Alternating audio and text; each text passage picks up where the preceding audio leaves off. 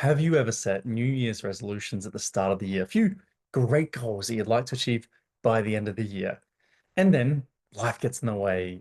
Things get busy, whether it's work, whether it's family, whatever it may be, but things pop up. And come December, you look back and you go, I better check those New Year's resolutions and see if I hit them.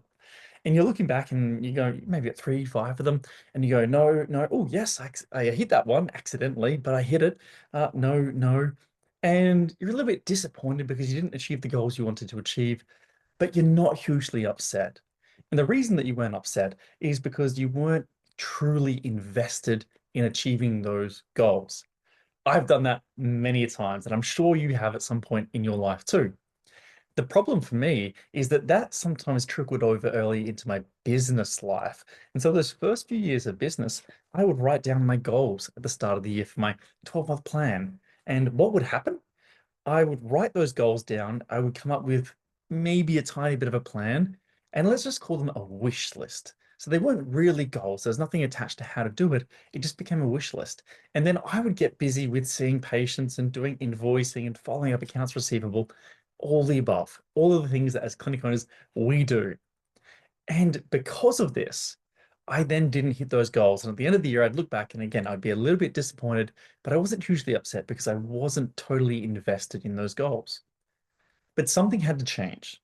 If I was going to achieve the things that I wanted to achieve in business and in life, something had to change. And so the thing that changed for me is I decided I was too focused on the goal.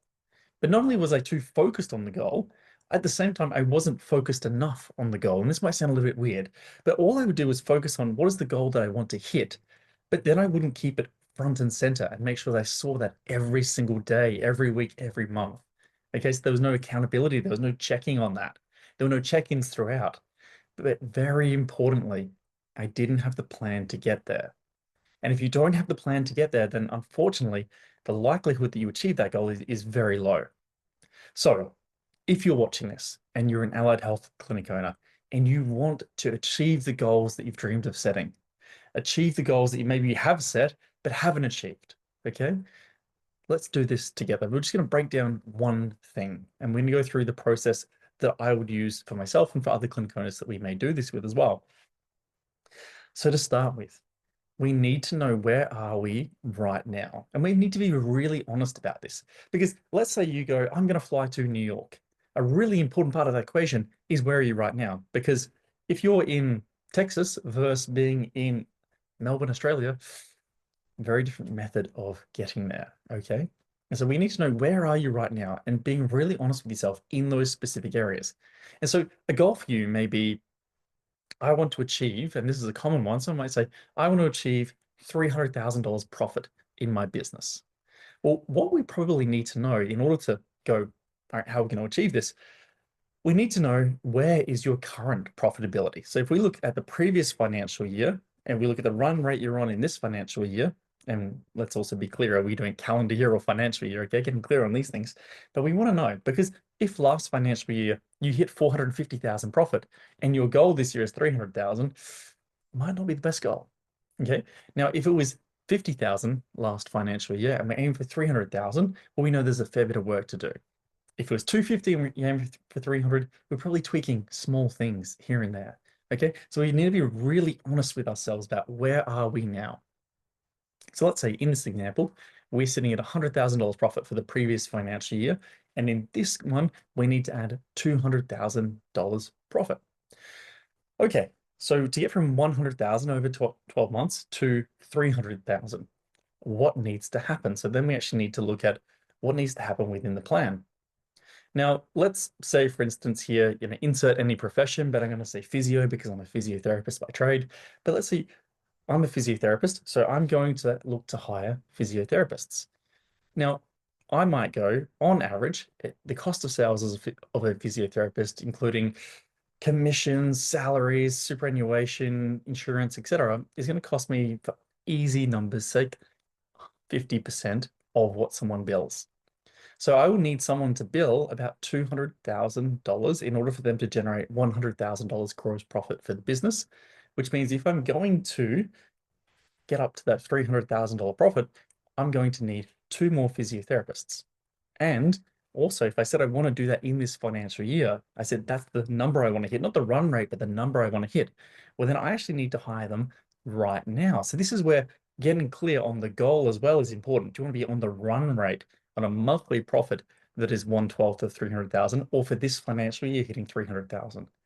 Okay, so hopefully you're following along now. So we're clear on where we are, we're clear on where we want to be, and we know that in order to achieve this, we need, in this example, let's say each therapist generates $200,000, $100,000 gross profit in there, minus the cost of sales. We need two physiotherapists.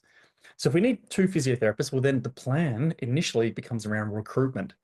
How are we going to recruit? Who are we going to recruit? So we need our team member avatar.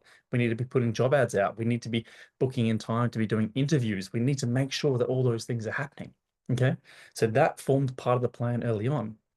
Now, what happens once we hire those two people? We have to think of this ahead too. We're going to need a caseload for each of them. Now, let's say on average, we need them to see 50 clients per week. Again, playing with numbers here, 50 clients per week in order to achieve the goal that we want to achieve of 300,000.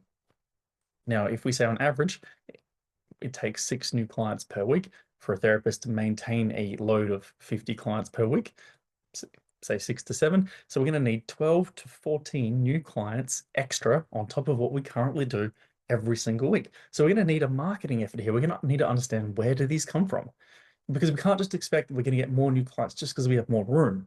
Sometimes it can work like that, but we're going to need a specific plan for the marketing.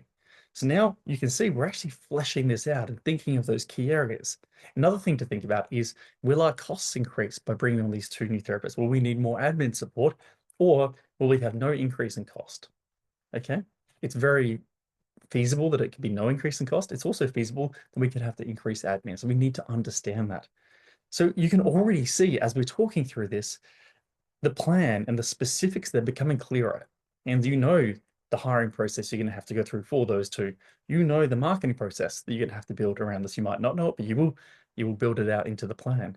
And so you're starting to think, all right, this is what we need to do. This is what needs to be prioritized into Q1 now in order for us to achieve our goal. And that needs to be continually executed throughout the year. Now, the other thing that's really important here, sometimes we don't think about it in this plan, is retention of team members. So it's all well and good to hire two new team members, but if we lose a team member, we have to replace that person. So part of the plan then needs to be, don't lose a therapist. So how can we be working on our team culture? How can we be working on team happiness? How can we be setting goals with team members and keeping them engaged in what they're doing? How can we be getting their ideal clients into their diary? How can we help them to hit their financial goals? If you help them to get what they want, they will help you to get what you want. And so already we can see there's three clear paths to this plan. We have hiring, so recruitment, recruiting the right people, onboarding them, that could be an entirely different section in itself, marketing to fill them up. You could have then training them to become excellent therapists, and a retention of your current team. Now it's building those out into what is almost like the Gantt chart of where those things are going to happen, how they're going to happen, who's responsible for those things to happen. How do you know if you've been successful or not successful? How will you report on these things? How often will you report on these things? It's a whole bunch of things you can talk about here. And that is what we help clinic owners do at Clinic Mastery. We help clinic owners to go, this is where you want to be, right? You give us that. We don't decide that for you. That's your choice. We help you to understand exactly where you are now, and then to bridge the gap between A and B. That is what we love to do. That's what we love to help clinic owners to do, to achieve your version of success. Everyone's is different, but focus on your version of success, and we can help to guide you there. I hope to see you in the next lesson, my friends.